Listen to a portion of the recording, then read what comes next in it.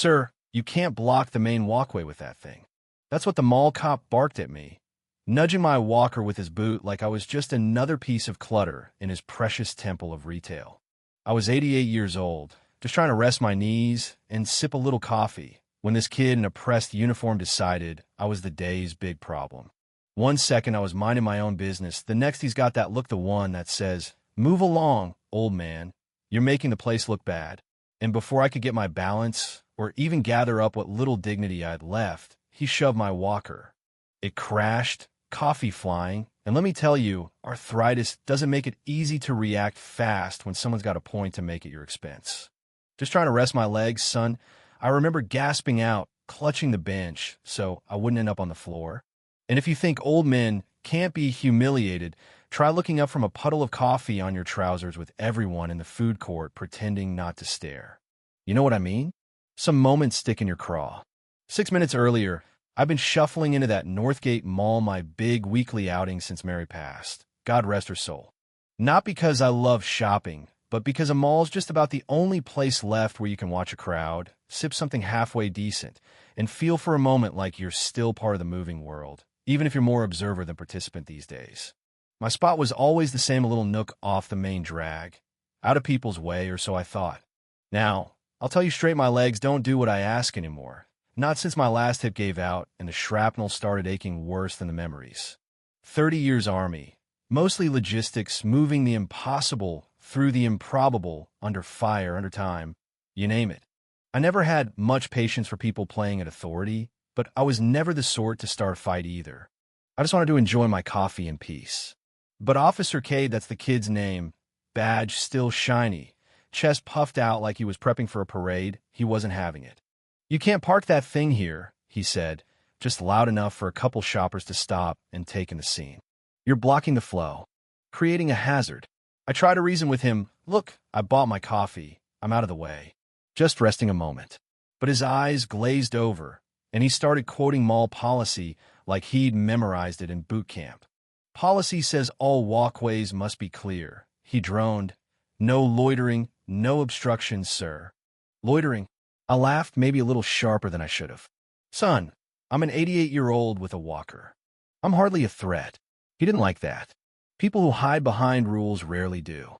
He leaned in. "I don't make the rules, I enforce them. Move it, or I'll have to call the police. You're trespassing." The kid was dead serious.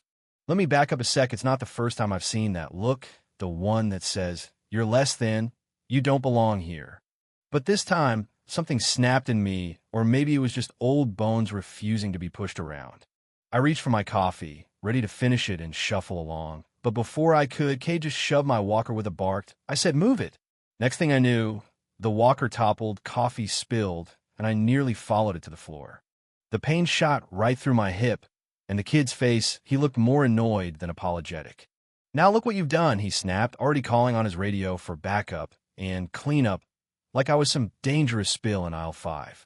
He never offered a hand, just stood there, full of self-importance, while I fumbled to right the walker and fish a little brass coin out from under the bench, a challenge coin from my old unit, something that meant more to me than any of these folks could ever guess. That coin, turns out, was about to stir up more trouble than Cade could ever dream. I made my way to a quieter bench, humiliated and aching. I kept looking at that coin, remembering the motto, "Rangers lead the way," and the inscription for MSGEA. Macmillan, with utmost respect, signed Iron Mike Riley, my old CO, now some big shot at the Pentagon. We hadn't spoken in years, but if there's one thing Army taught me, it's that some connections never rust.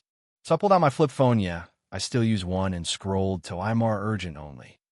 One ring. Captain Miller, aide to General Riley. My voice was shaky but steady. "This is Master Sergeant Arthur Macmillan, retired. I need to speak with the general. It's about public dishonor, a veteran mistreated."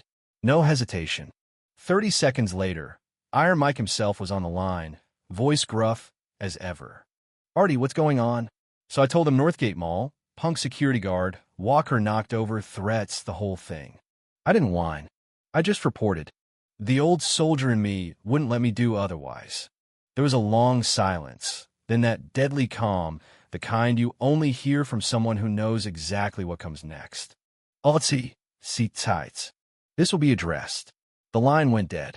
6 minutes later, the mall manager, Mr. Thompson, got a phone call he'll never forget. This is Colonel Davies, Pentagon, Office of the Secretary of Defense. I'm calling on behalf of General Michael Riley. You could almost hear the man's blood run cold. Why did your security guard assault a decorated veteran and friend of the general? You've got 30 minutes to make this right. Full apology, disciplinary action, restitution, or the general will be calling the media, every national veterans organization, and the board of your parent company. Don't disappoint him. Let's just say Thompson moved like he'd been shot out of cannon. Within minutes, Officer Cade was found, looking a little less cocky, and Thompson practically dragged him to me right there in front of crowd. The apologies started pouring out from Thompson, from the head of security, and finally from Cade himself, who looked like he'd rather be anywhere else in the world than apologizing to the obstruction he'd shoved. They offered me gift cards, a free lunch, you name it. I told them I didn't need anything, but an assurance nobody else, no other old vet, no grandma. Nobody would get treated like trash for having slow legs and a walker. Meanwhile, Iron Mike was busy making sure Cade's boss, the CEO of the security company, knew exactly what kind of leadership his employee was showing. By the end of the day, Cade was suspended, up for retraining if he even kept his job, and my coffee was replaced by the manager himself, best seat in the house on the house. Word got out, as it always does, and suddenly I was getting looks not of pity, but of respect and maybe a little fear. Funny how fast things change when the right person picks up the phone. The mall put out a new policy about treating elders and vets with respect, and I finished my coffee in peace, feeling a little less invisible and a lot more heard. But you know what stuck with me? It wasn't the apology or the free coffee. It was a reminder that sometimes the smallest shove, literal or not, can ripple out farther than you'd ever imagine. 1 minute you're the guy with the walker getting shoved around, the next you're the spark for something bigger. And sometimes, when an old master sergeant needs backup, well, the whole Pentagon is just a call away. So let's hear it. Where do you stand?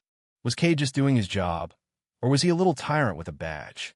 Where's the line between rules and respect, between authority and humanity? I want to hear your stories about justice, about community, about what we owe to each other, especially the ones who move a little slower these days.